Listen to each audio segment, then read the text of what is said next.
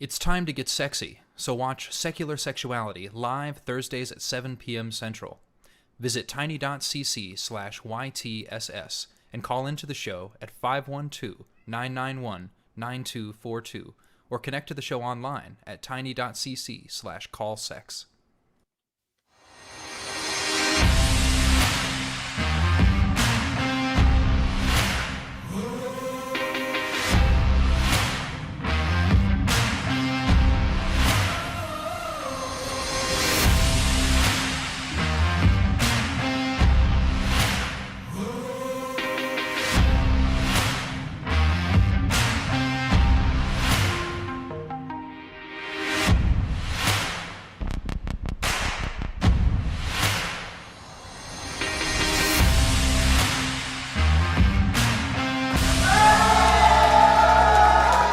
That's right. That's right. Hello and welcome to Talk Heathen. Today is July 3rd, and I am your host, not Johnny P. Angel. That's right. I am not Johnny P. Angel, but I am joined by the always incredible and super fun student Dr. Ben. So, Ben, how the heck are you? Hey, I'm doing all right. It's been great. I heard some rumors. I don't know if you want to talk about those That's rumors. that's weird. I heard a rumor about you. Did you hear a rumor about me? I did. I heard Oh, a what? rumor that you are going to be hosting Talk Heathen more regularly. Is this true? Well, that's funny. I heard that you are going to be hosting Talk Heathen more regularly. Um, I think I think these rumors are true. We've had at least two confirmations now. So it sounds like you and I are going to be hanging out with this wonderful community and just taking some calls from some people more often. So I know I am super excited about that. I know you are too. We always have such a fun freaking time here. So, but yeah, man, it's good to have you on. I just love seeing you everywhere. You've always got a lot of great stuff, and it's again.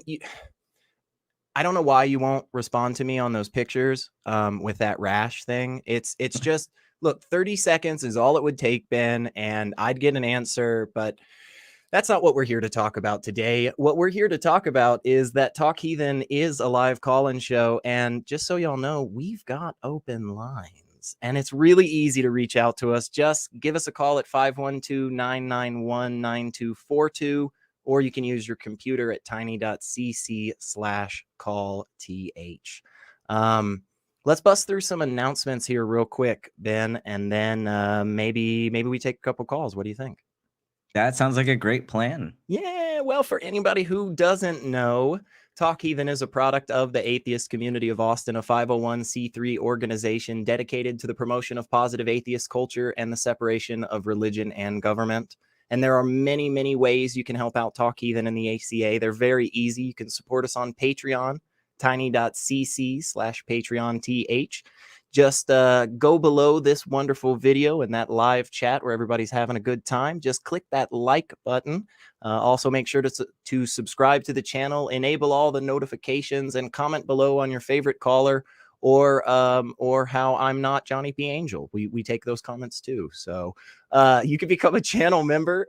Really easy. Just 99 cents a month. You just click the join button below the video. You'll get super sweet custom chat emotes. And you will help perpetuate the mission here at Talk Heathen and the ACA. And then finally, below the live chat, we have a fundraiser. 100% of the proceeds do go directly to the ACA. YouTube does not charge any fees. They do not take a cut. They do not pass go. But yeah, all that money goes right here at the ACA. So before we get into some calls and stuff, Ben, what's on your mind? Is there anything kind of jumping out at you lately? I know personally I've seen a little bit of a breakdown between separation of church and state in the United States lately, on a couple of different fronts, and I know that's been kind of weighing on me and just kind of frustrating me a lot. I was just wondering if there was kind of something that jumped out at you in that vein too. Yeah, I mean, on that particular topic, I have had some discussions with people on social media about the legal issues recently with prayer in schools, and specifically the debate of what constitutes a private prayer, because some Christian friends that I know were saying that this football coach was praying privately, and that he was arguing that it was good for everybody, because this coach was able to pray, and that opens up uh, space for other religious minorities to do so as well.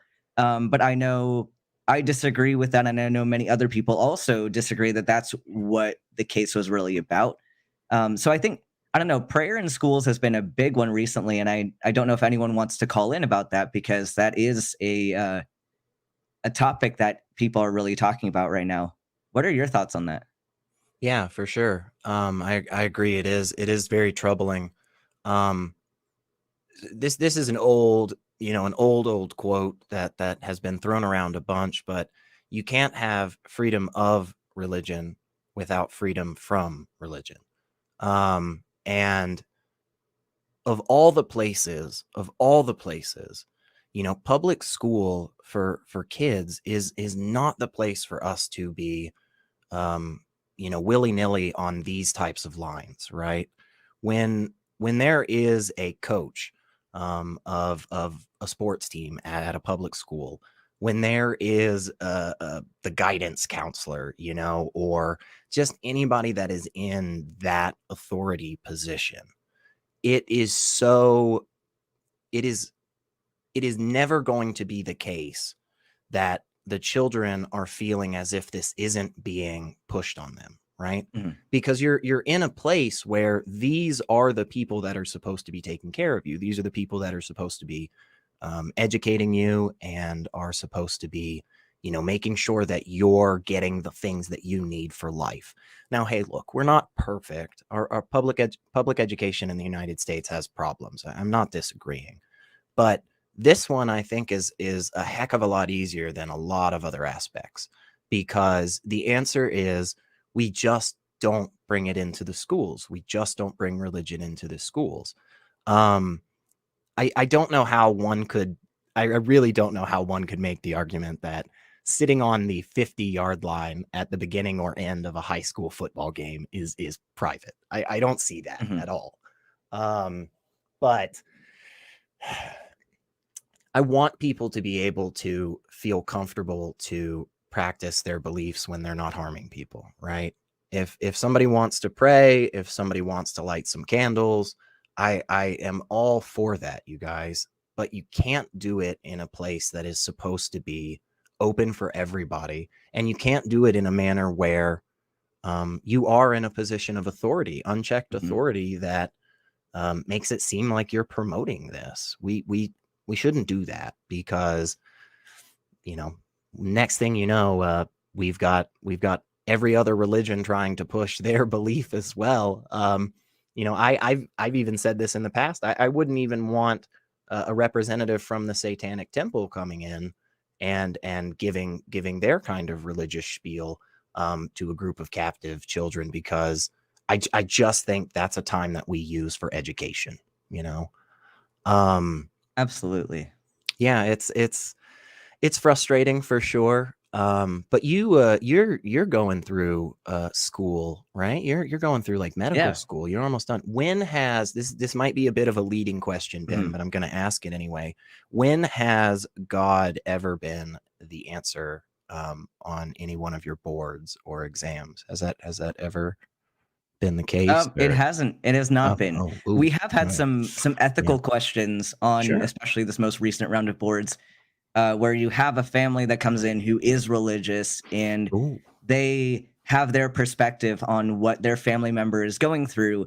And it's a delicate balance for sure, trying to honor the wishes of a family while still remaining completely separate. And despite the fact that religion has permeated medicine to an incredible degree, such as the Catholic hospital systems, um, the medical boards strongly emphasize that as physicians and providers, we do not inject our own personal beliefs into Mm, whatever situation is going on. We don't give any leading answers. Like if someone's family member is terminal, you don't say that they're going to a better place, or you don't say things that would invoke that kind of thinking. You just say they passed away, they died, something very clinical and matter of fact. So it's not like you shouldn't be pushing your own beliefs on other people, even if you don't have a certain belief. You shouldn't be,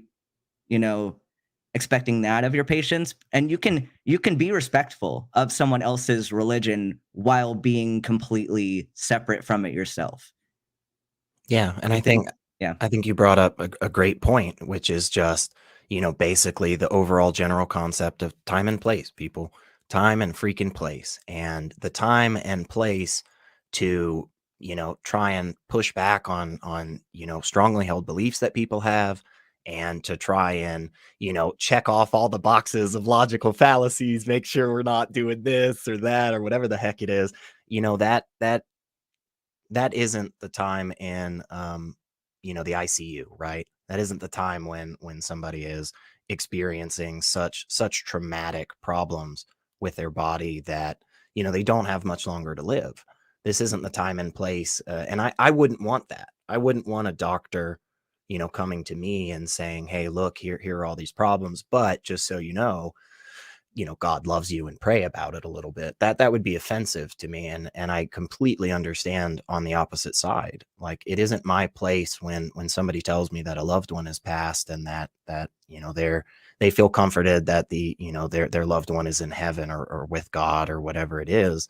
It's not really my place to just start yelling at them and harping on them for their unfounded beliefs and stuff. And again, just to kind of tie it up from a second ago, public school is never the case.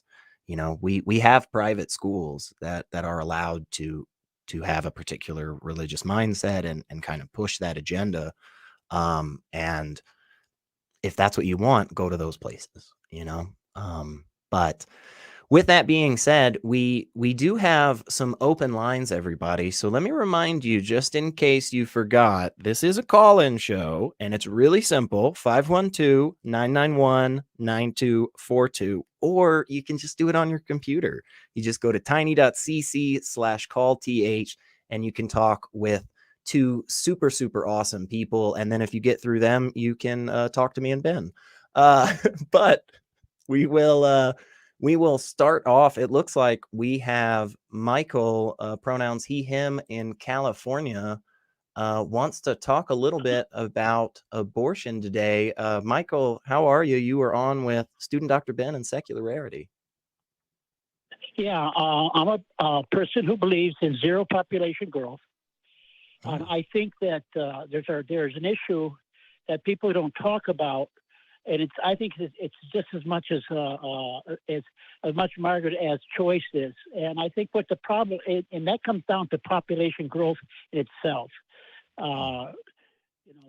Just imagine this. Imagine that abortion wasn't illegal. And the population that we'd have today, we would be having problems with food shortage, security, wars. Just it would be out of control. And I mean, just imagine the population. And my question is, what do you think about population growth, zero population growth, and what's important, and what do you think is important about it? Yeah, that was something that kind of jumped out at me right away, Michael. So I don't know that zero population growth is ever actually even attainable, right? Because people are always having children, and people are like dying. So it seems to me like we're always going to have at least a slight up and down on that. Although obviously the long-term trend over the last 100 or so years has clearly been going up steadily. This is one of those things that's really, really nuanced, I think. And in the past, there have been some very famous individuals that have done all types of calculations and hypotheses and whatever big words need to be inserted here, where they've talked about that there is like this kind of upper level for human population across the world, and like we're really close to it, or we're about to achieve it, or we already have, or whatever it is. I don't know exactly what that number is. I don't know if it's 9.5 billion people on the earth is too much. I don't know if it's 55 billion. I don't know if it's 3 billion. I don't know where that number really resides. I think oftentimes when we talk about too many people on the earth, one of the biggest things that we're talking about is the negative consequences that happen to all of the other people that are also here already, right? Like, we know that if we just continue to expand consumption of a lot of different things, whether it's, plastics or chemicals or, you know, uh, meat products and so forth. Like, there's a lot of different things that we know if we scale that up, the ramifications are bad. For instance, concrete. There is a surprising amount of pollution that comes from making concrete, and the more people that we have, the more buildings that we need and places to put people and roads and all this kind of stuff. And it's like, you can just see that kind of adding on together. I think we could probably minimize any problems that are related to simply the amount of people by just doing a better job of caring about that stuff. Obviously we're going to have waste if people are around, but maybe we just stop building communities for mainly minority individuals and putting them right next to large dumps and waste facilities and so forth, right? So we don't have to do stuff like that. We choose to do stuff like that. And more people on the earth isn't going to make that a necessity so much as it's going to be necessary for us to pay more attention to those consequences. I hope that kind of, got somewhere there, but let me throw it over to Ben real quick and see what he thinks about more people on the earth. And then we'll come right back to you, Michael. So I'm very curious about this because this, like SR said, this is a very nuanced discussion. So let me just real quick, I don't want to straw man where you're going with this. Would you say this is an issue related to if we reach a threshold of the maximum amount of people that can survive with the resources that we have, versus, finding ways to keep the population low so we don't reach that? Is that kind of what I'm gathering you're going for?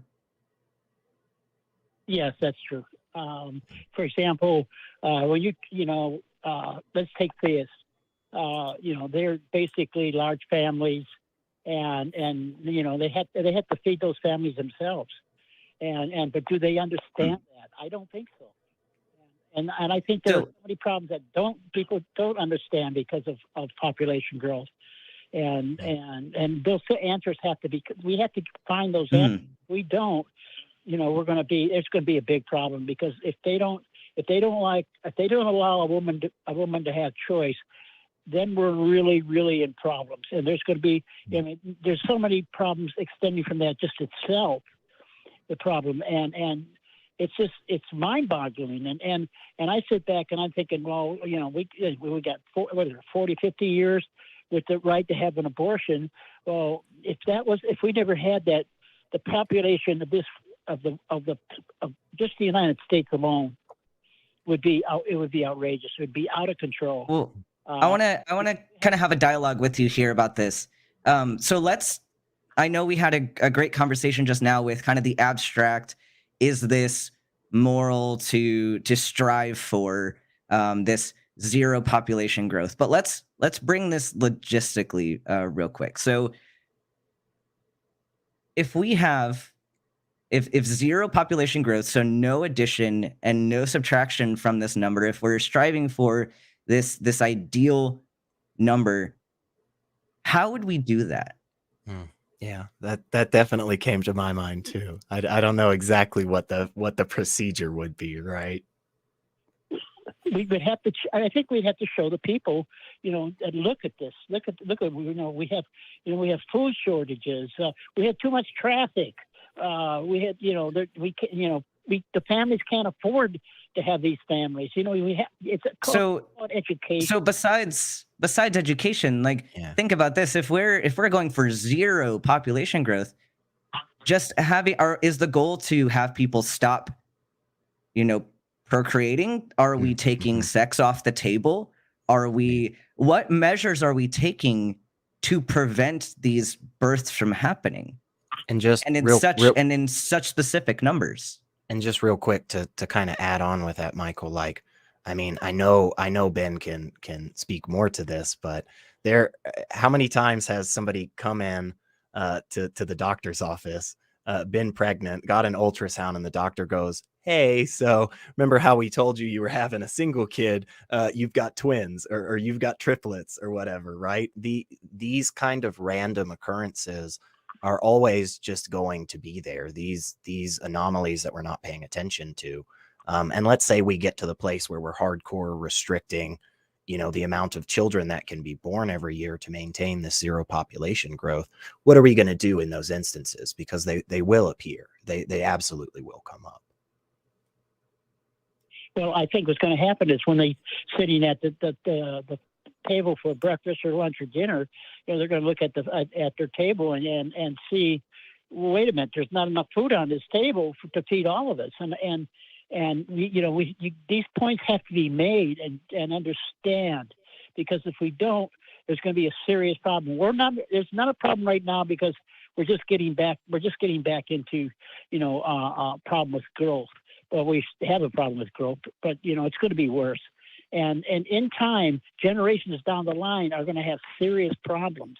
And Michael, let me jump in for a second, because I think we're just going off a path that isn't necessary. I think what Ben and I are kind of focusing on is a little bit more specific than that. I don't want to speak for Ben, but I do know the fella at least decently.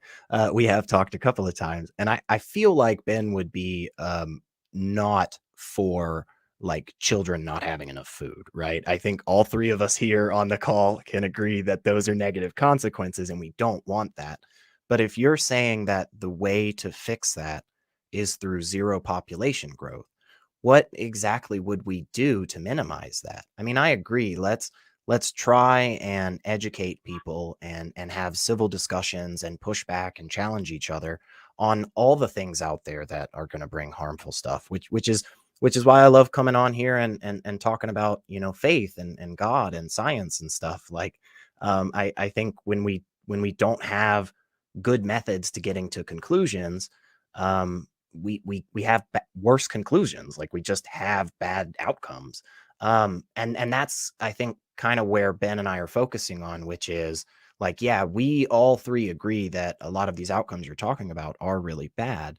But the question is, how exactly would we achieve that by focusing on completely zero population growth?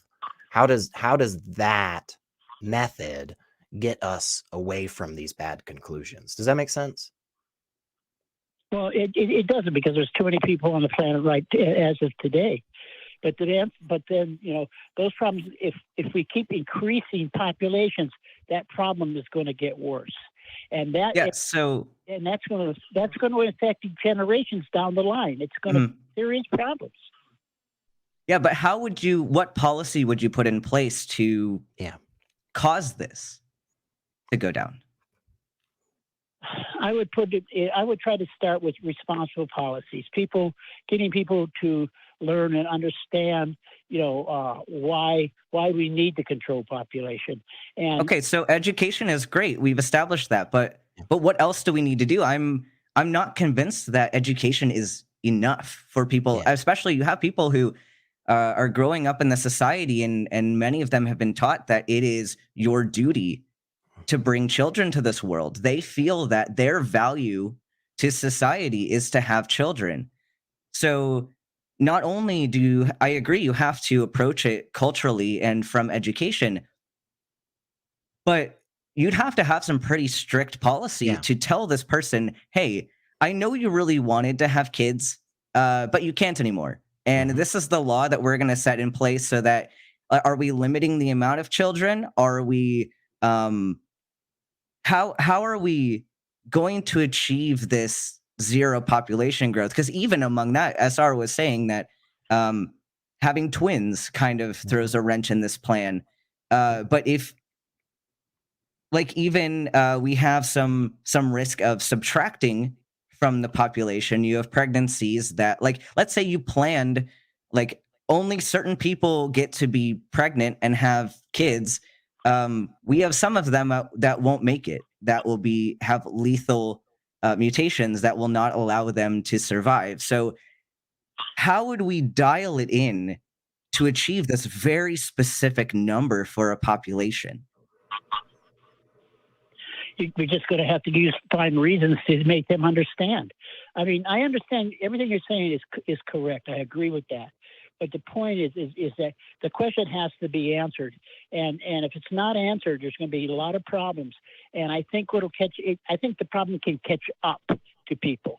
And let's hope that. I mean, I actually think that I hope that happens, because people were sitting back and they'll be saying, my God, look at the food prices today, because it's demand there. There's demand for foods instead of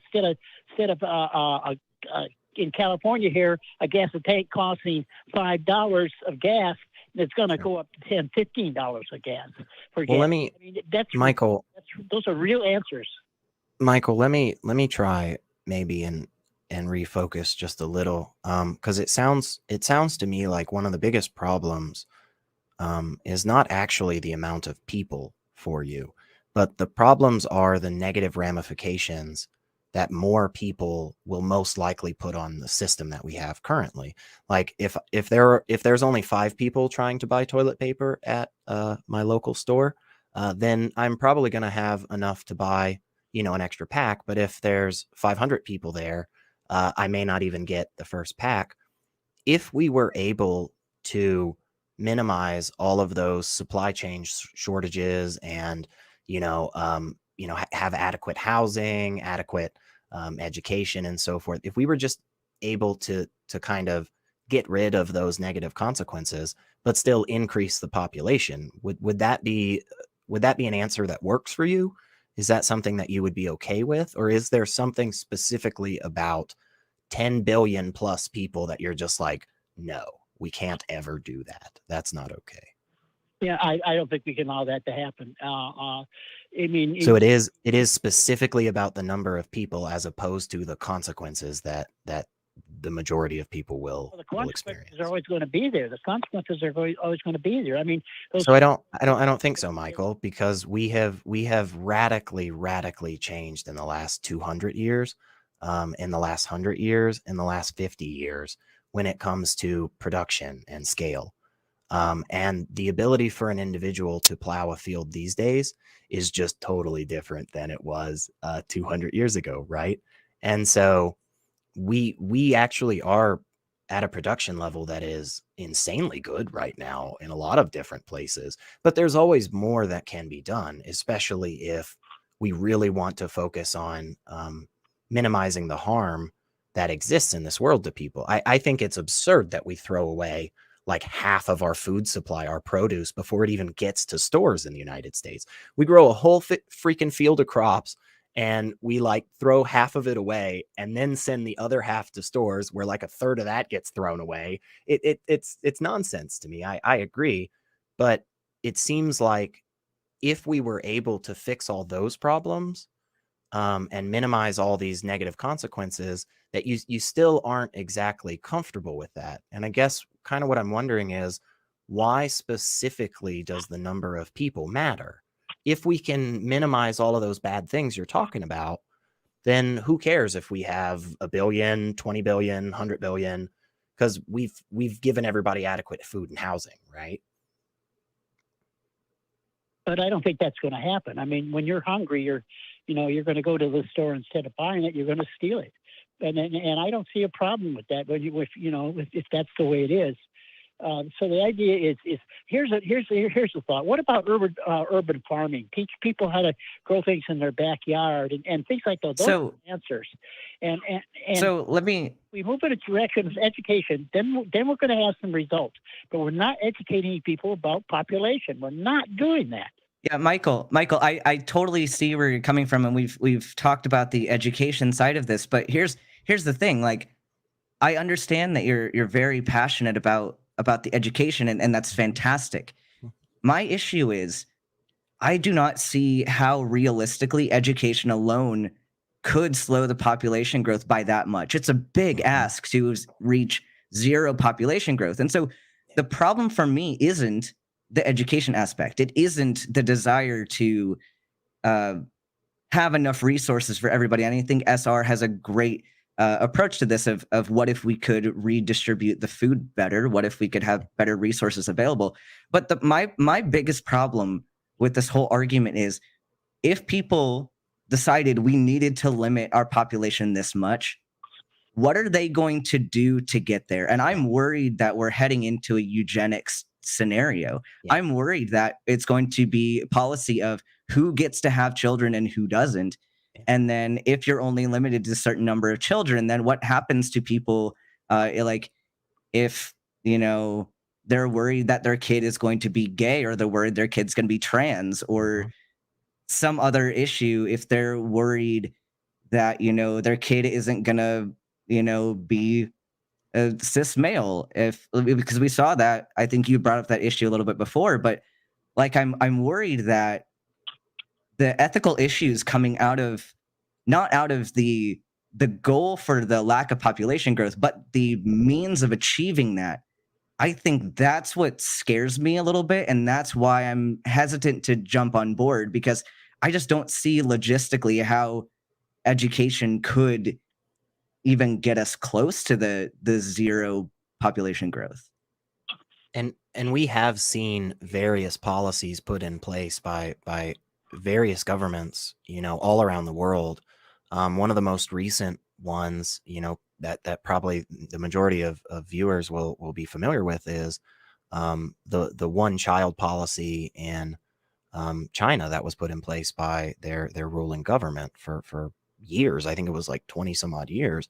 One of the very specific and odd kind of problems that came from this was there was a whole bunch of children that were born because, again, sometimes you just walk into the doctor's office and they're like, hey, you've got triplets.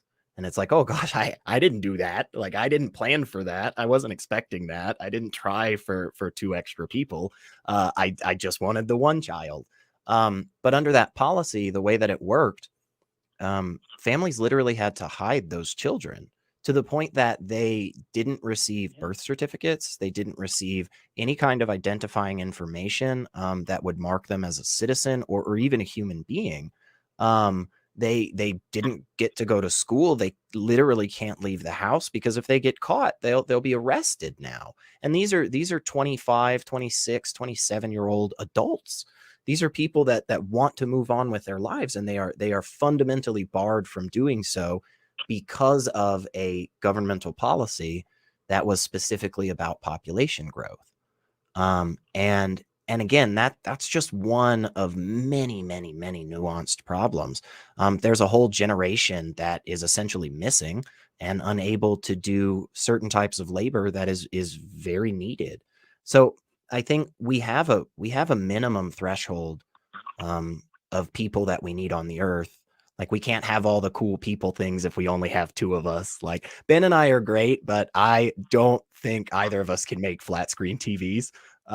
So that Real questions here. The flat screen TVs that's right, are important. That's right. Yeah. The screens are flat and just like the earth. But the point is, I think where both of us are coming from on this, Michael, is that when it comes to all of the problems that you are associating with this, we're very much not in favor of people not having food, people not having housing, people not having good solid education. But the method of telling others that they can't have more children is one that leads to so many other consequences that I'm just not sure it's really worth it. But Michael, we're gonna wrap up here. We'll give you just a quick 30 seconds to say what you like real quick, man, and then we'll move on and talk to some other really cool people. So thanks for calling. Yeah, you have a lot of the answers. You're saying, what you're saying makes sense. But I think what's important is it is a problem. It needs to be solved. If it isn't solved, then in the future, not necessarily of the generation but generations that are in front of us are going to have a big problem. And we have to take a look at those problems. If we don't, there's going to be hungry people, and there's going to be wars that are going to be worse. I'm a person of peace.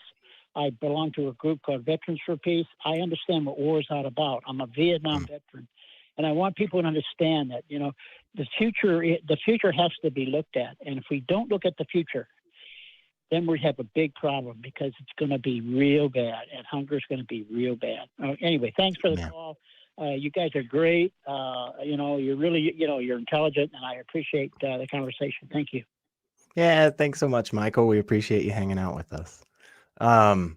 Yeah, Ben, I think you were hitting on a lot of really good stuff. I don't know how exactly we would achieve zero population growth. And again, I don't know that that's really what we should go for. It's like when you see that, like a house is on fire, right? You don't want to say like, oh, well, we got to make sure that this part of the cabinets aren't burned up because that's where I keep all my spices for cooking and I want to cook tomorrow. It's like, well, that's not really the issue right now. We got to put out the fire that's actually consuming the house. Like, I get it. You've got some really nice paintings you want to keep, but that doesn't, that's not going to help you survive as like the house will. But real quick, Ben, I don't know if you know this. Did you know there are other shows here that the ACA puts on, like secular sexuality? Yeah. Secular sexuality on like Thursdays, 7 p.m. Central. Nonprofits actually is right after this show. It's super easy. The flagship show? Truth Wanted. Yeah. Well, look, for everybody out there who missed some of the awesome shows last week, here's just a little taste of what you missed.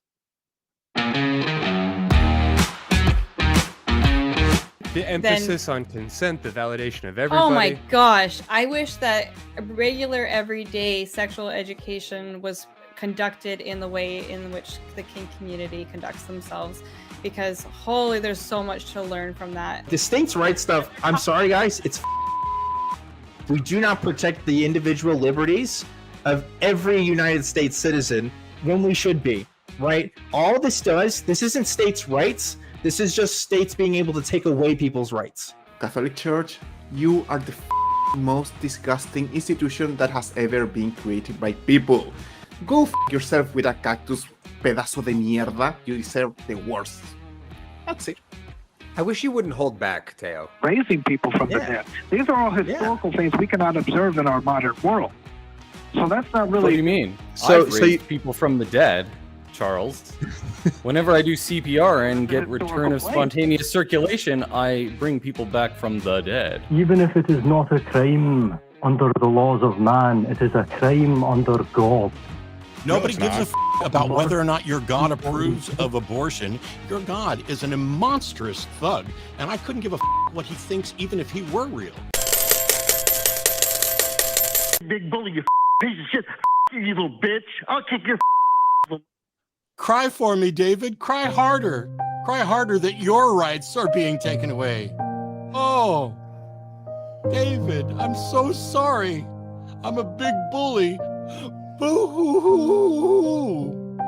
How dare I stand up for other people's rights and make arguments that you can't rebut. It's the end of the world, David.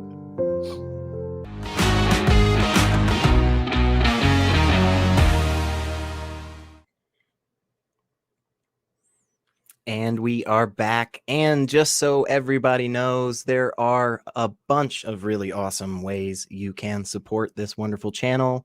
If you shop at Amazon already, you can support the ACA at no extra cost, actually. You can just simply visit tiny.cc/AmazonSmileACA and designate the Atheist Community of Austin as your selected charity, and Amazon will donate a portion of their profit directly to the ACA. So, like I said, no extra cost to you, and it's actually pretty simple. Plus, the Talk Heathen merch store is back. Woo! That's right.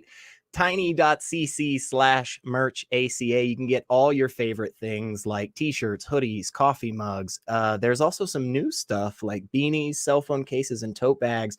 And since this is an episode for rumors, I have heard a rumor that each month there is, in fact, a special limited edition item that you will not be able to get in the future. So you need to go check that store out, and go check out all the stores of the other shows too.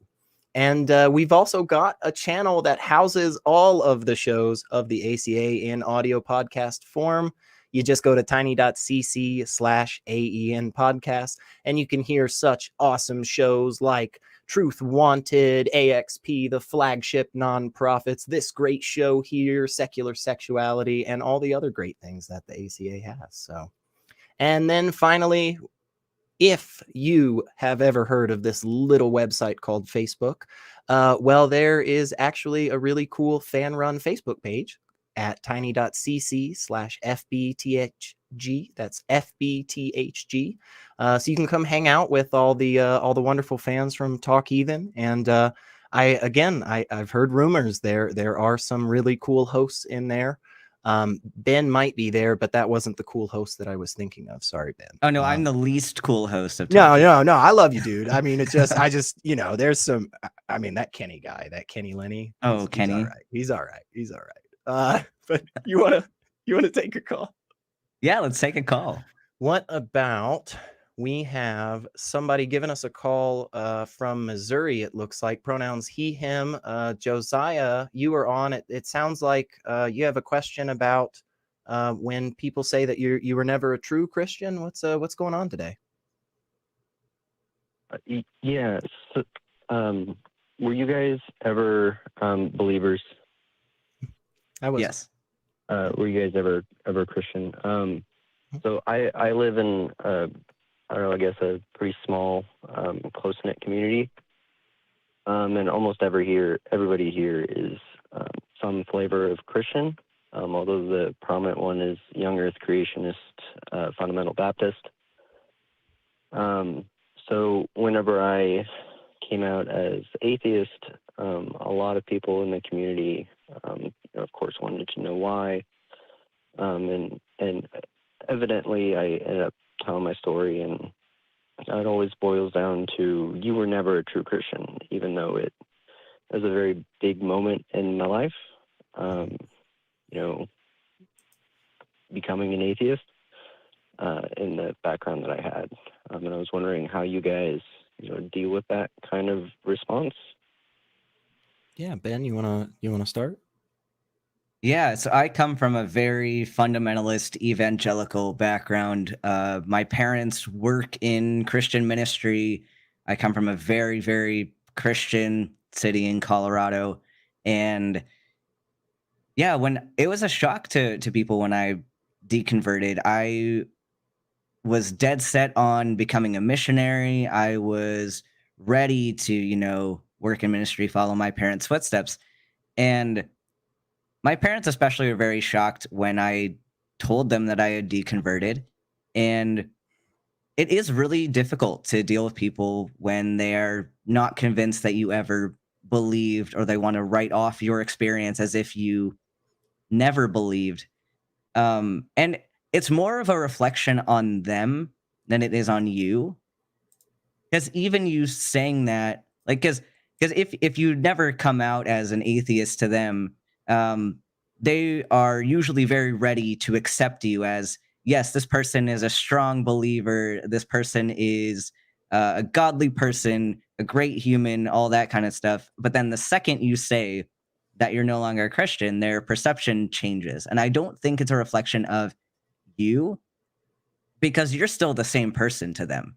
But it definitely throws a wrench in their own thought process of, like, and I can't speak to their absolute intentions. I'm not intending to do that by any means, but I think most of the time they know that you're the same person that you've always been, but now they have to deal with you are the same person who now violates what they perceive you to be. You were going to say something. Kind of yeah, I can kind of understand that, but so my parents and my mother's mother, they've kind of accepted this, but my uncle and his side, they're, I guess, a little bit more fundamental, and they see me as the devil, and they don't really associate with us anymore because of that. They've tried to talk to me about this, and they are very hard into, well, you were never a Christian. You just want to rebel. You just want to do whatever you want. You blah, blah, blah. And it kind of kills me a little bit because I love my cousins, and it's kind of tough. Can I, Josiah, let me ask, because I think this is going to be really important for kind of helping navigate these situations. Is your goal to convince them, your family, your friends, that you were a true Christian, whatever that means, or is your goal to be more at peace when those situations arise? Because you would approach them differently, right? If the goal is to have the snappy comebacks and the super valid and sound arguments and all that good stuff, then yeah, there are definitely some things we could point you towards. If the goal is more focused on how do I not be so upset when people make this absurd accusation towards me, then that's a little bit different of an approach. So where between those two, or if there's another goal that you have, what do you think is kind of the goal for this, and getting advice on this and kind of asking how we would respond? I guess Does that make I want sense? to be more at peace with it. Yeah. I Okay. want to be more at peace with this situation, but I also want them to understand that this. I was a true believer, and I want them to understand it. I'm still the same person, and that something like this can happen to anybody. Have you ever heard this quote? It's like super, super old, so old that it's like an ancient Greek philosopher, I believe. But it's like the quote is, "It's not what happens to you in life; it's how you react to it." I believe it's Epictetus, and there's a couple of other variations about this. When somebody approaches me and they tell me that, because I don't believe in God, I'm a bad person, let's say, or I'll never be able to truly achieve happiness because without the love of Jesus Christ in your heart, you can be nothing but a wretched sinner. Again, just pulling something off the top of my head, not as if somebody has told me that before in my life, but I've heard in those, similar. yeah, no, I have, yeah, I'm sorry, I was being a little sarcastic. I have definitely been told those things. But in those moments, for me, oftentimes what I do is I try to take a small step back and ask myself, do I feel as if I actually gave it my all? Do I really believe that I actually freaking tried? And if the answer is yes, I did, Tried what? and to believe, tried to be somebody that was the quote unquote true Christian. Because again, that's a logical fallacy. That doesn't make any sense when somebody tells you you are or are not a true, insert a label. But for me, it's about what did I do? And I was somebody that was very active in my church. I was somebody who, did a lot of things when it came to acolyte and communion and stuff like that. I played in multiple different music groups at the church for years, even after I had really kind of stepped away and stopped believing. I was still there every Sunday to play music because I really wanted to do that. And when I did believe, I definitely believed, and nobody else can tell me that wasn't true. And hey, maybe there's an argument I haven't heard of. You know, maybe there's an interpretation of some esoteric bullshit tablet that we dug up 2 years ago or what.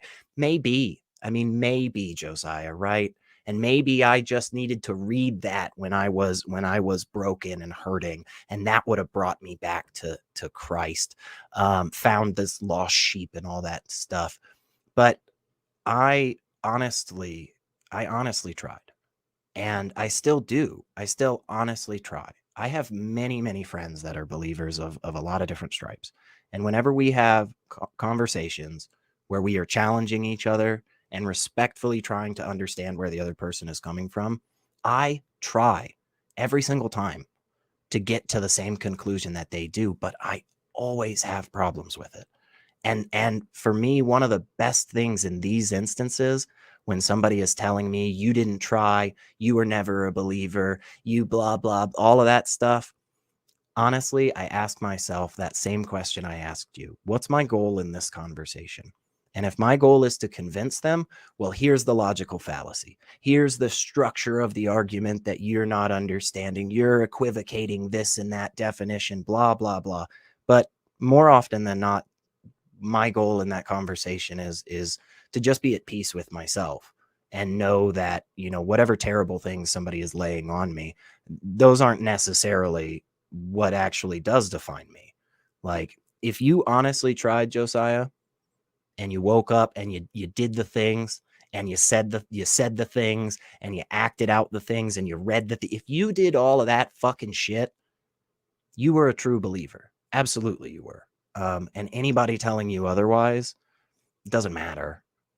It's not the easiest thing in the world to just let stuff roll off you, you know. But yeah, it gets easier as you faith. practice. Yeah, go ahead. I actually lost my faith trying to become a better Christian. Yeah. I asked too many questions that my church didn't want to answer, I guess. So I decided, you know what? I don't know, fuck it. I'll go into the Bible and find my own answers. Mm-hmm. And the more I read, the less sense everything that yeah. And a lot of times when people are more it lost. Yeah, and a lot of times when believers are throwing that accusation that you were never a true believer, it's a defense mechanism, because if somebody like you who truly believed and truly studied, for instance, if someone like you could walk away from the faith, that puts their faith on shakier grounds. And I get that. I get that they would feel, you know, a little combative in that instance. Again, it doesn't in any way, shape, or form mean that what they're saying is true. But yeah, Ben, you had something, I think. Yeah, and going off of what you all have been talking about with what is the goal of this conversation, and the fact that if someone's saying these things, usually they're dealing with their perception of you. But you, depending on what you want this relationship to be, and I'm guessing that since these words resonated with you when someone said that you are not a real Christian, not a real believer, that it's kind of a hit to your identity, a hit to your intelligence, a hit to your honesty with them. So I'm gathering, and correct me if I'm wrong, but it sounds like you care about what these people think of you. You care about this relationship with them. And so, and this is going to be very difficult to enter conversations again, but try to be patient with them.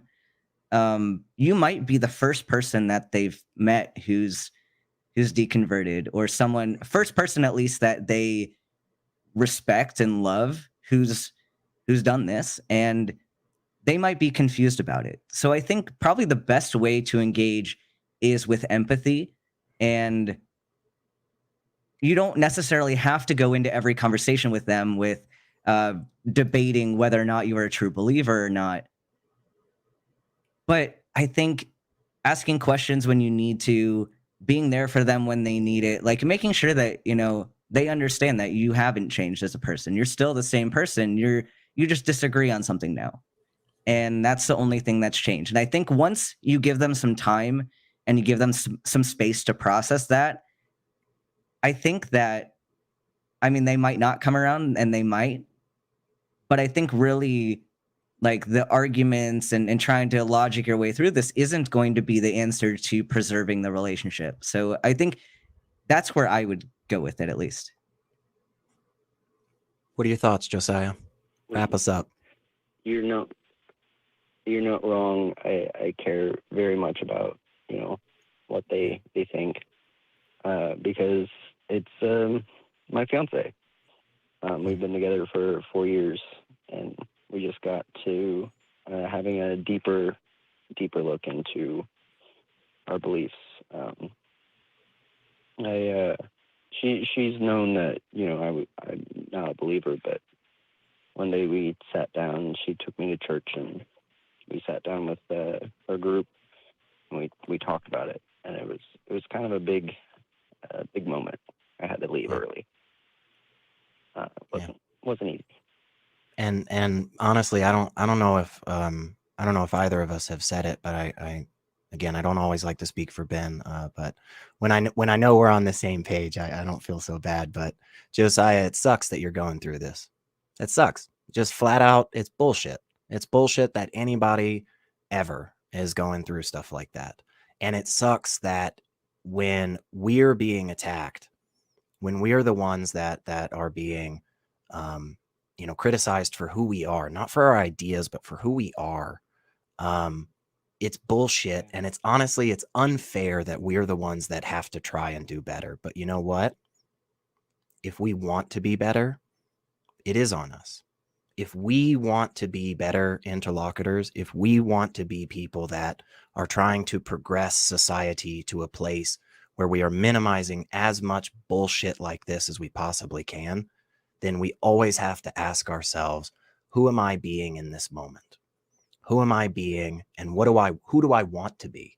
You know, what response do I want from other people? What do I want the world to look like when I wake up tomorrow? Again, it's flat out BS that the onus falls on people that are being attacked. It's just crap. The good news is that there are at least a good handful of wonderful places out there. Like I said earlier, the Talk Heathen has an awesome fan run group on Facebook. I know there are many other places that you can find just a bunch of cool people that, you know, watch the shows and hang out and help out and volunteer their time. You know, fan run Discord for ACA, a bunch of different fan run pages on Facebook, and even some private ones too. And that has been super helpful for me, you know, being able to reach out to somebody like Ben, and just call him up and just be like, man, let me tell you about this bullshit I went through today. And this is garbage. And I wanted to yell at the person and tell them how much of a fucking jackass they were. And just kind of vent a little and just, you know that there are some people out there that, know what you're going through and are here to support you, man. So. Thank you. Yeah. Thank you. Well, Josiah, thank you for hanging out with us today. And we're gonna move on to some other calls. We've got a couple left, and we've got some patrons to thank. So Josiah, thank you so much for hanging with us. Yeah. Enjoy your weekend. Yeah, you too. Yeah. Ben, are you doing anything tomorrow? Are you going you going to grill something or explode some things or something? Do you do No, anything? I'm actually going to my first residency interview. Oh my gosh. Oh my whole month. gosh. Yes. Well, I will tell you, Ben, I won't be sending you any thoughts or prayers. But I know you're going to crush it, man. I know you're going to crush it. Before we move on, we have to thank some people. We have the top 5 patrons, some absolutely awesome people that help us out at tiny.cc/PatreonTH. And we always want to make sure we shout out the top 5. We've got Eric Tweet, Dingleberry Jackson, Balam's Donkey, Devor Volgan, that one's a new one for me. The Bearded Skeptic of TikTok, also a new one. Always great to see new people. And then an honorable mention to Skeptic Carl.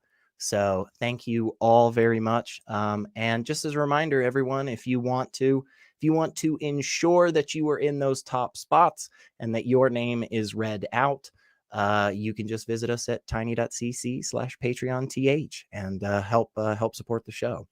But we do have a couple of other calls. Let's try and take one or two, and then I've got some other fun things to announce. What are you seeing here, Ben? Do you got the calls up? You like one of these? Yeah. Yeah. What looks good? Yeah. Let's talk to John, him from India. Yeah. Talk about creation. How are you, John? Well, how about you?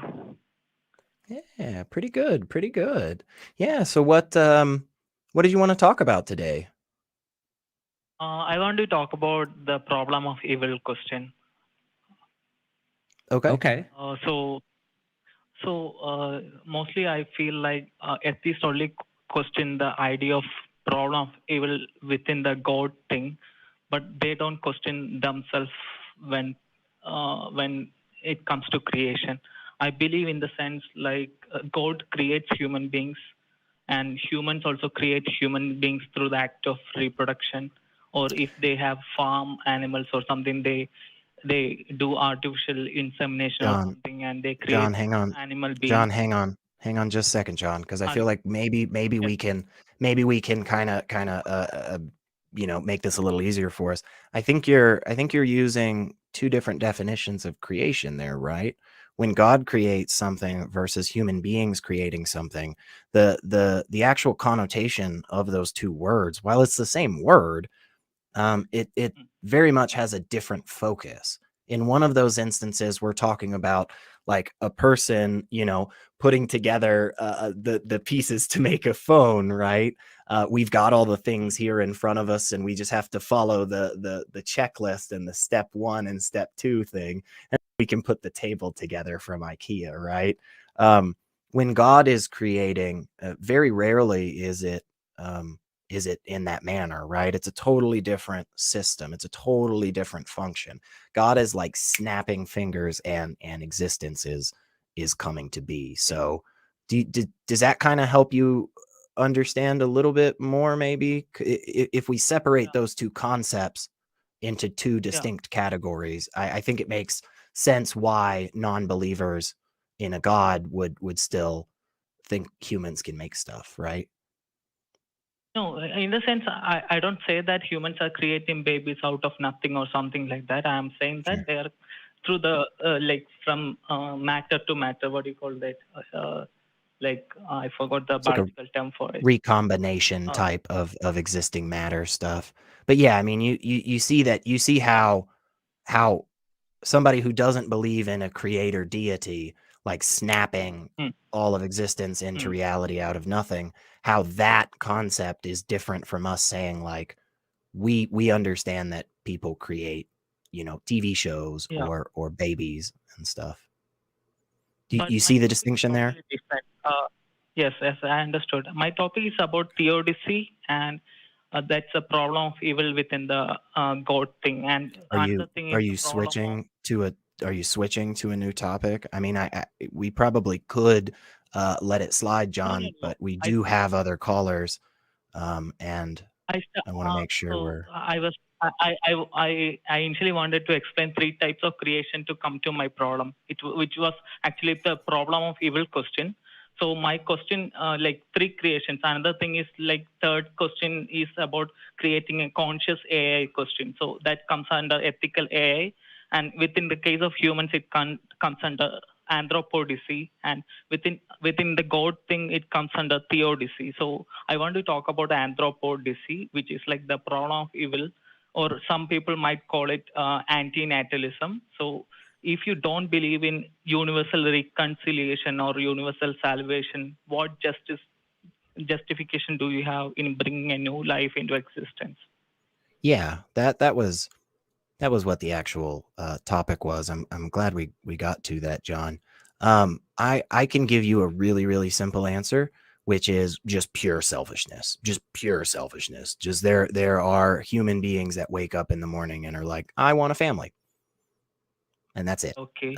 And that's the justification for people bringing children into the world. You don't need to believe in ex nihilo creation, which is what deity creation is. It's magic. You don't need to believe in that to have that feeling, right? I'm not saying like pure selfishness is the best way to live one's life or engage in society with other people, but like that is a justification, right? You would grant that, right? Because right there we have, again, it's not the perfect answer that's all like philosophically worked out and all nice and pretty, but you can see how there are people that are just like, I like insert anything here, like I enjoy fuzzy cats that go meow meow, and that's why I have a pet cat, right? Yeah. So I Yeah. also feel So the idea of a magic ex nihilo creation doesn't really matter at all for this, does it? Yeah. So I also Yeah. feel like Yeah. God is a selfish being, like human.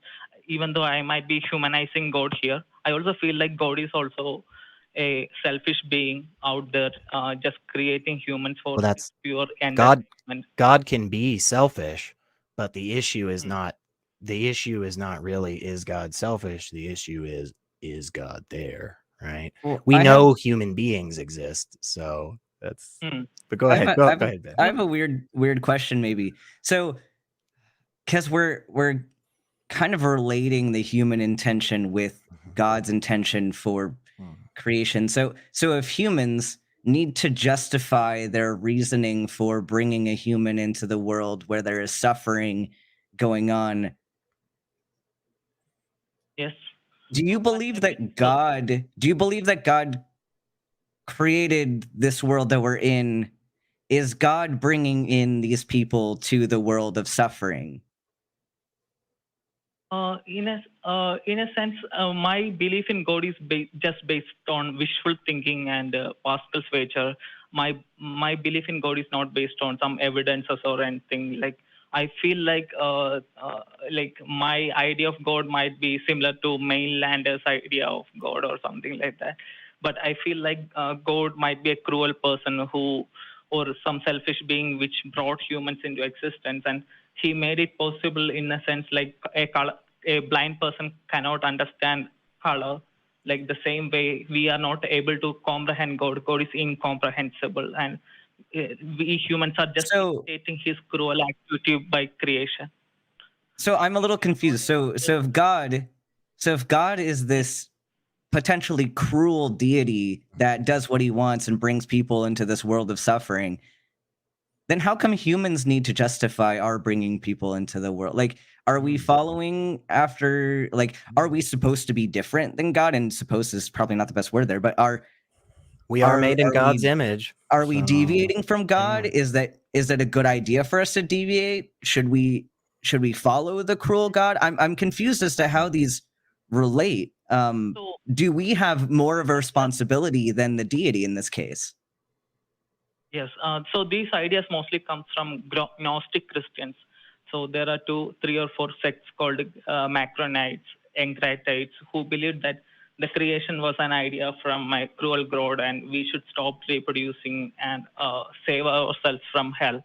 So the idea there is like humans are imitating the cruel God and doing that thing, and through our act of free will. So I believe that if we don't believe in universal reconciliation or universal salvation, we are just imitating the cruel God. Oh, okay. I think I know where you're going with this.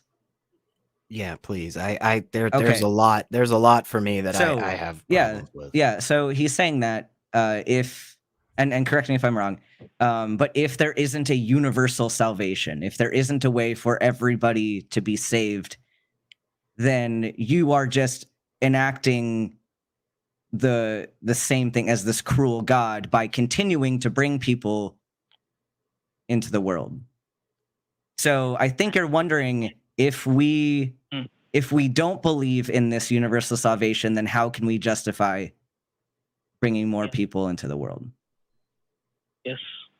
Yeah, I don't think the two have anything to do with each other. That's kind of what I've said the whole time, John. I don't think the two have anything to do with each other. Whether there's universal salvation or not doesn't seem to come into play. And in fact, I could easily come up with lots of arguments that are focused on if universal salvation does exist, why we should kill everybody. Like, because if there is definitively the better place, that's just beyond the curtain into the shadow realm, what the fuck are we doing here? Why waste time with this whole, my tummy hurts thing, or I stub my toe every so often? That seems like a complete and total reversal. If there is truly universal salvation, if there is truly an afterlife where myself and Ben will go and party and I will no longer have these rashes that he refuses to look at, if that's the case, what the fuck am I waiting for? Why the hell would I not want to get there? And I think that's one of the biggest problems about believing in this concept of an afterlife or universal salvation. So the problem I find it here is like, let's take the example of Hitler. Might be like the Hitler's mother. She was a Christian, I guess. So she too decided to procreate without asking his, because it's impossible to ask a unborn being for its consent, right? So you are bringing a being into existence, and like through his act of free will. But like if we say that like there's a possibility of something going wrong, will you do that? Or even for like the Jewish people who suffered in Holocaust, right? Like just think about this thing. They suffered all those things and their death. I'm talking from a very nihilistic perspective here, and like we all suffer, we all hard work, and ultimately one day we all die. One day all human race goes extinct, and all our efforts go in it's become very meaningless, right? So what's the point in creating if you don't believe in something which gives you hope, universal? So my question really comes down So to hold up, John. Hang on. Because having hope and believing in universal salvation, again, are just not the same thing. And I think one of the problems, it sounds like to me, the reason that this is a difficult topic for you is because you are conflating things that are not the same. They just aren't. I mean, that was where we first started with the idea of creation from humans and creation from a deity. Those are just not the same thing. And putting them on the same level and saying that they're the exact same definition is wrong. And the same thing is true for a couple of other things. And I understand this viewpoint. Many people that come from a background of faith and religion of whatever stripe have similar thoughts like this, where they're like, well, if there's no afterlife, if there's no God, how are you happy? And it's like, well, because those fucking things just aren't the same. For some people, they receive a lot of hope and a lot of happiness from faith in a religion, from a belief in a soul. And hey, if that's where it stops for them, that's great. That's awesome. Thank goodness they're not going out there and harming people or torturing them like many other believers are. But I'm still going to push back on that belief in the soul and nothing more, because I don't think there's any good reason to believe it. And I don't think we need to continue to perpetuate this idea that people have to have these types of magical thoughts for them to just be decent human beings or live a fulfilled life. And again, truly, the idea that there is another chance, the idea that I can respawn better somewhere after this whole existence, I think that is the exact opposite of hopeful. I think that is tragic, because again, what the fuck am I waiting for? Why is anybody waiting for anything? If there for sure is that better thing that's just out there, we can just barely not reach it yet, then it seems to me like you don't have any hope at all. You don't have any purpose at all in this life. What you have is simply the dirty rags to wipe your feet on before you get to the better place. So I don't see it in the same perspective as you. And I think I think one reason that may be the case is because we're using terms just a little bit differently, and kind of separating those guys out from each other would be helpful. No, I could say that when I say these three issues, one is theodicy, anthropodicy, and ethical AI problem. So we are comparing things at a different level, actually. So when it comes to God, I might call it omniscient. When it comes to this century human, we will say at some level of, in the scale of the omniscience, we might be at a good, at the lowest level, but still okay, right? So that level of creation. So I say, even though, so when it comes to the creating something out of nothing, it's something like omnipotent. We have some power, so we create it from our matter itself. So my question, I wanted to, these things are at different levels, but to the problem of evil, when applied to humans, come to the same problem of the religious question. And I don't believe this question is not just limited to Christians alone, because I see most of the anti-natalist community from atheistic communities, like the earlier atheists questioned religious people. Now anti-natalists are questioning atheists about their belief system. So I have many belief system. One thing is, among them is religious belief system. I believe that we have a lot of belief systems to survive in this world. Yeah. Well, I think the discussion of the problem of evil and antinatalism, I think those are good topics for sure. And please, hang out with us again, John. Give us a call next week or the week after, or go hang out in the Fan Run Discord servers or the Facebook pages, because I think there would be a lot of good discussion. I know we mentioned this at the top, but I'll mention it again just because Ben is super cool. He is going to be a regular host here hanging out at Talk Heathen, and I will be too. So next time you see us on, please give us a call back and we'll continue those discussions. Okay, John, we're going to let you go for now though, so that we can hopefully get through a couple of others. All right.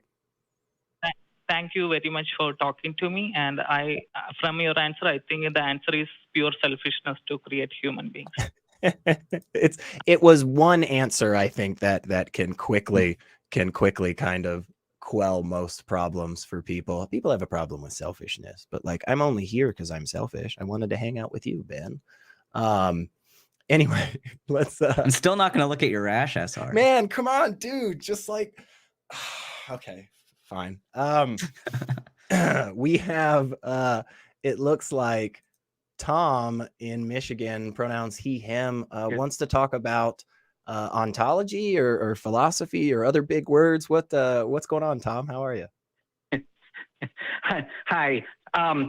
Yeah, so the big philosophical word is ontological. And so I wasn't sure if you're a philosopher or if you understood the concept. Yeah, I mean, I understand ontology, at least in a layman's perspective, but hopefully you can explain it for us if it's over our heads. So go ahead. What are you going for? Personally, I'm a layman. Yeah. So I wasn't sure if it meant something specific to you in an academic. My understanding is ontology is the nature of things, right? Epistemology, how we know stuff. Ontology is what it is, right? Does that sound like a good breakdown to you, Tom? Yeah. Cool. I can work with that. Yeah. So what are your thoughts? Where are you going? Well, when I called in, I was asked if I was an atheist or a theist, and I said deist. And so it's sort of this, how do I prove God, or what is the evidence for God? And I was taught by a philosophy teacher this concept of ontological evidence or, consciousness. And I wasn't sure if you considered that a good reason for the existence of God. Well, so give me the breakdown real quick. Don't use it's not super helpful, I find, if somebody says, well, hey, the Kalam cosmological argument is a great argument that proves God. Just tell me what the argument is real quick. Like, if you just break it down for me, we don't have to be all technical and stuff. Like, we're not winning any awards here or anything, man. So just, yeah, lay it out for me real quick, and we'll see if we have any thoughts. So basically, there are two groups, the atheist and the theist. And in the debate, some people use a personal experience. I was walking down the road and I saw a flower. I believe in God. It's a personal experience. My philosophy teacher was approaching that idea from a different point of view, in that the atheist and the theist can't talk about God if God doesn't exist. In other words, a person can't talk about a subject that they don't know anything about. Okay. Well, yeah, hang on. I mean, so things can exist as an idea and not necessarily exist in real life, right? Yeah. Like, I mean, we talk about Spider-Man and Voldemort all the time, so I'll give some new examples. Like the Simpsons are an idea that exists. Like, there's a story, there are characters. I can feel a certain way about the Simpsons TV show and then know that I'm not going to run into Bart Simpson on the street, right? Yes, I agree. So do you think that kind of assuages those fears there? We can talk about something, whether it's, material, physical, or whether it's just a concept, because concepts do come from material things, right? Like, I can't hold a thought in my hand, but thoughts are only able to occur because we have this squishy substance of like connecting neurons and stuff, and it like, ATP energy and like zappy towards each other, and then like that all happens, and then we're like, oh yeah, unicorns. Ben, was that medically accurate, by the way? Was that is exactly the way I was taught. Zappy unicorns. That is everything I know about the human brain. Basically a doctor at this point, Tom. But does that make sense? Like, we can talk about concepts, and those concepts not actually have any correlation to physical things in reality, right? I'm not sure I agree 100%. Okay. I think. Do you think Spider-Man is real in reality? In a different way. Yeah. Do you think Spider-Man is a real person, or do you think there are human beings who dress up in costumes that we created to fit an idea that we have of a human being who was bit by a radioactive spider and then like has the ability of spiders? Do you think that person is real? No. Yeah. And we can still talk about Spider-Man, right? Spider-Man. So yeah, we can still talk about that stuff. We can still talk about Wakanda, even though it's not a real place, right? Because we have this story, we have this concept. And like, again, the story exists in the sense that, like, yeah, somebody printed a book that somebody else had like drawn things on, and they like printed it in mass, and then they put like a price sticker on it, and then I paid money for it, and then I put it in a nice plastic sleeve and kept a hold of it for the next 20 years so that I could make a bunch of money or something. Again, not from personal experience, but yeah, like that is different than us talking about like my car in my driveway, right?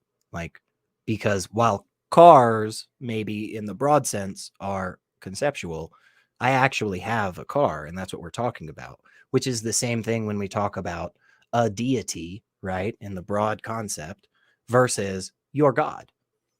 If you believe in a specific God, which you probably do, anybody that believes in a God seems to have some attributes that they attribute to it, well, then we'd have a different discussion, and I wouldn't say that they're on the same level, right? You would say, hey, the concept of a God exists, and I would say, oh, okay, yeah, sure. And you would say, well, my God exists. And I say, that's where, I don't know, you'd have to show me that. Yes, now I agree with you. That's the distinction I'm trying to make. Well, I think just because we are getting close to the end, I'm a big fan of being told how right I am, Tom. But if it's okay with you, we're gonna let you go and try to grab a couple more calls.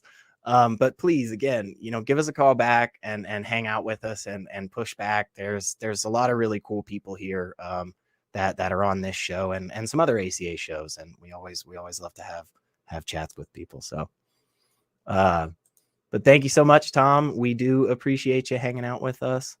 Yeah, I think when you break stuff apart like that, it's a heck of a lot easier to get some agreement, which is always a nice way to end a call. But let me tell people some important things before we take another call.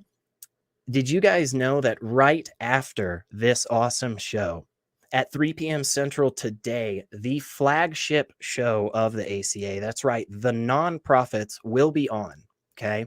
It will be premiering. It's very easy to get to the place. All you do is go to tiny.cc/YTNP, okay? Super simple. So I better see everybody there. I will be upset ontologically if you're not. So I think I used that word right. That being said, the ACA wants you to know what is going on in our community. And for that, we have an updated website. Just head over to www.atheist-community.org, atheist-community.org. And you can learn about the organization itself, its policies, and how you can get involved. So we're always happy when people want to help out and volunteer their time. And we do want to hear from you. We want to know what you liked, what you thought was effective. More importantly, what you thought we could do better. If Ben needs to update his shirts, or me probably, let's be honest. But you can just email us at tv@atheist-community.org and let us know. So I want to see some awesome comments congratulating Ben for being a host here, and me too. Actually, I'm gonna be selfish. Give yourself some credit. Yeah. I want comments from both of us. Let's see those comments below the chat for the video afterwards. I want to see them.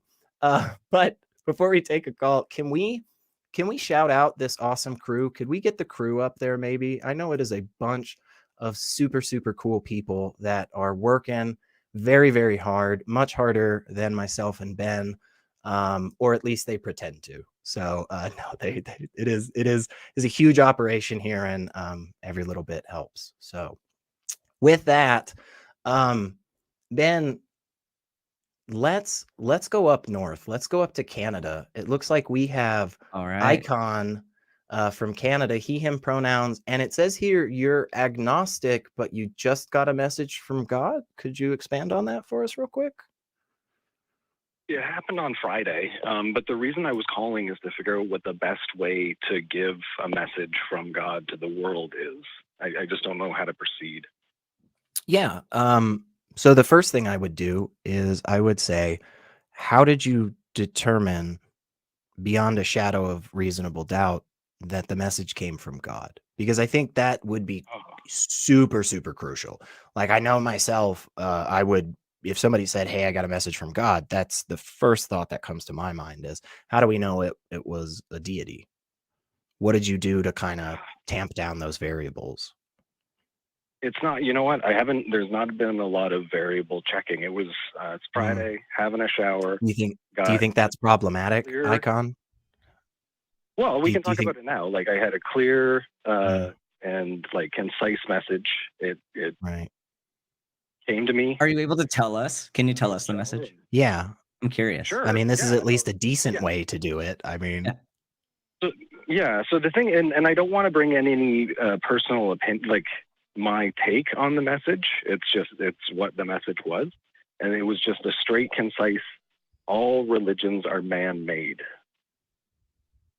And that proves God? No, it doesn't prove God. It's just, it's a message from You got I a don't know. message from God that religion is man-made. Yeah. Can you elaborate? To get this message out. Yeah. No, I can't elaborate because it's just those words. I mean, I can tell you what I think, but I don't want to think. I don't want to speak. I want to play a little game with you real quick. And SR knows exactly the game that I'm about to play. All right. So you got this message. Can you describe to me the experience of this message that you got? How did you receive it? I heard it like a audible. Okay. religion is man-made. What were you doing at the time that this happened? I was in the shower. I was doing my hair and stuff. But I was in the shower. I got the message. I hopped out. Okay. I thought about it. I started spitballing ideas and stuff like that.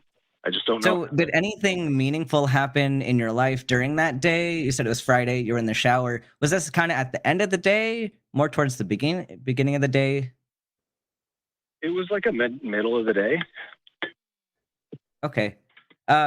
Anything memorable happen during the day? Was it more of a lazy day? Did you have a lot of things happen at work? Like, kind of how did your day go? What was your mindset as you were doing this? I had no responsibilities that day. I smoked a big bowl. I hopped in the shower. I was washing my hair. Okay. Message from God. Got out of the shower. You smoked the bowl before taking the shower? Always. Who would shower without smoking a bowl? So the story we got so far is that you were having kind of a lazy day at home. You decided you wanted to take a shower during the middle of the day. You ended up smoking a bowl, jumping in the shower, and you were given this message from God. So the next bit, I want to just have an open discussion here. And made. Yeah, so I'm trying to narrow down, and this is not me saying that you're wrong. I'm not going to tell you that you're wrong because I wasn't there. I don't know what happened. It could very well be that you received this message, but I just want to open our minds to the possibility that something else might have happened here. So is there anything else that you can think of that might have caused you to hear this message? No, and you know what? I'm almost insulated against stuff like this. I've got this condition called aphantasia, where my mind's eye is blind, so I can't actually imagine things. Do you think have a diagnosis of that, clear Icon? You've been to a neurologist that has looked at you and given you a diagnosis of that? I'm not officially diagnosed, but it okay. It is Well, I think we should always be cautious about saying that we have certain neurological conditions without actually having that diagnosis. I just want to point back to this real quick. Just hang on, Icon. Hang on. I just want to say that I really can get off this train very quickly. Because you told me you had an auditory hallucination after doing drugs, which I'm not saying that isn't okay.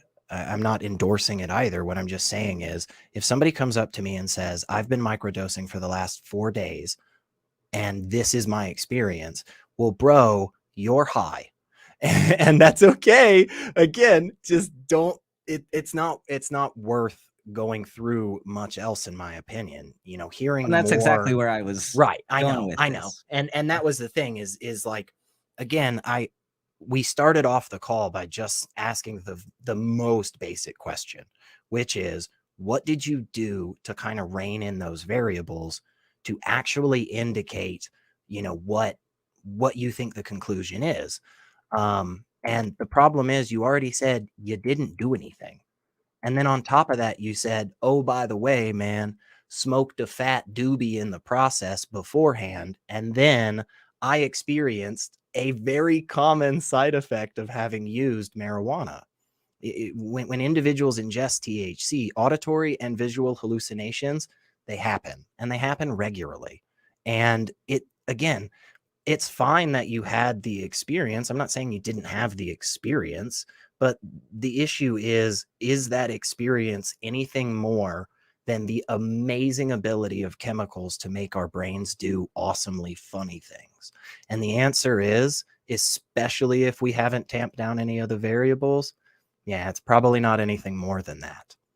And go ahead. This is why I take this approach the way that I do, because brains work in very funny ways. And oftentimes we use intuition to go straight from point A to point C without really considering, how did we get to point C? What were the steps that I had to get? Because you don't just go directly from cause to effect. There are steps that have to happen in order to get us there. And so this is a technique in medicine. A lot of times you get somebody coming in with a certain set of symptoms. They say, hey, my head hurts. And that opens up, like, there's a whole lot of possibilities there. If someone says their head hurts, I can think of 50 plus things off the top of my head why their head might hurt. And then you start asking them some questions like, okay, what were you doing when, like, before your head hurt? Like, oh, I fell off my bike and hit the ground.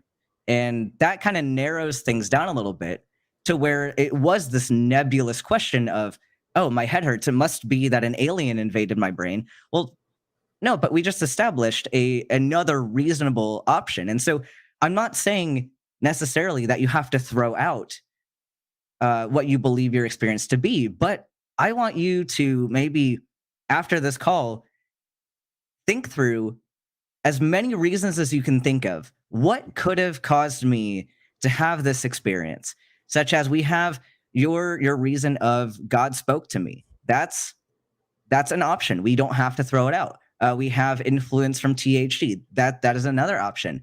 We have maybe there was a noise that I heard from somebody else talking upstairs, and I forgot that my sister was upstairs. Like, just think of anything off the top of your head that might have influenced this, and then go through, figure out what would I have to do to demonstrate that this one is or is not that particular thing. What would I have to do to say, okay, it was not my sister talking to me from upstairs? Well, I don't have a sister, so that one's off the list. But I think you can take this process and pretty logically rule in and rule out ideas. And then that way, the next time you have this conversation, if you are correct and that God did talk to you, you now have a case for it. Does that make sense?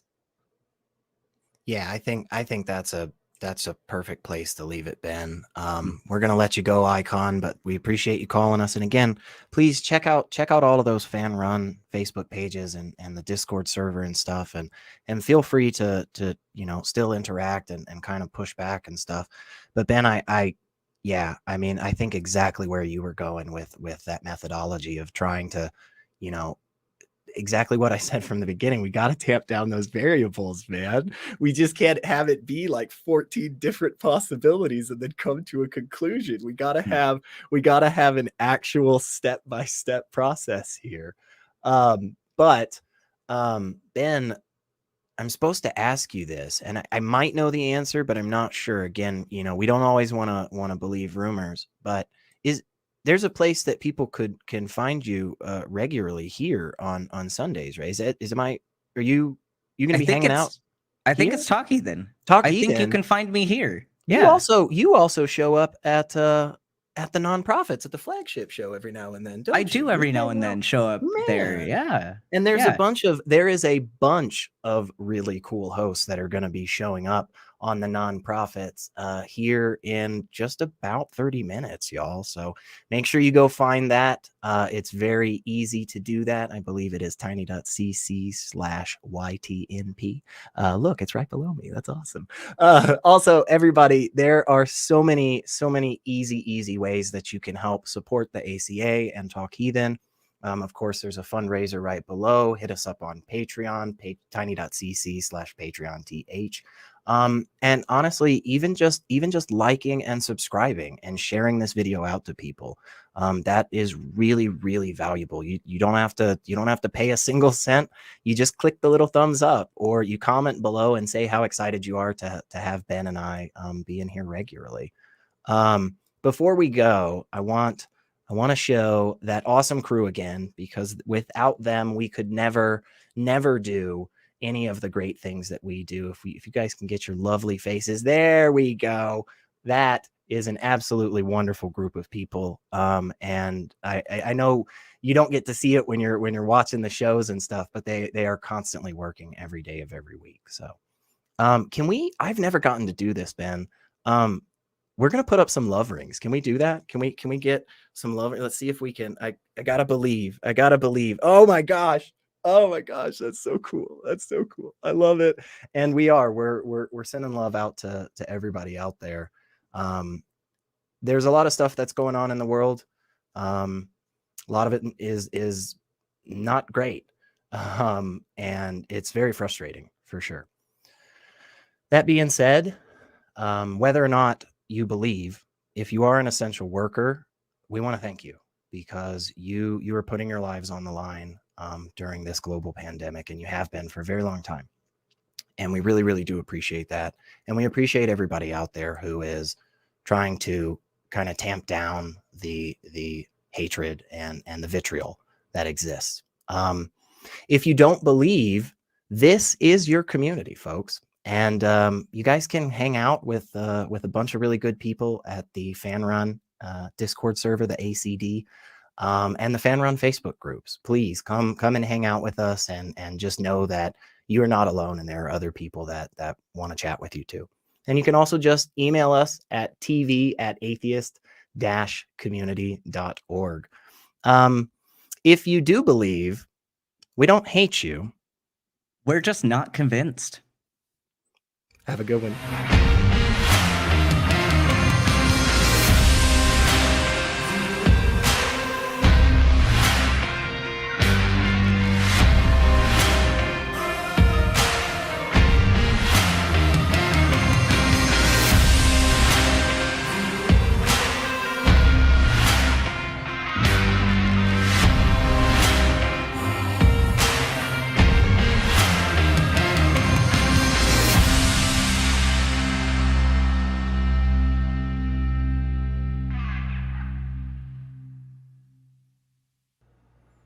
We want the truth, so watch Truth Wanted live Friday at 7 p.m. Central. Visit tiny.cc/YTTW and call into the show at 512-991-9242 or connect to the show online at tiny.cc/calltw.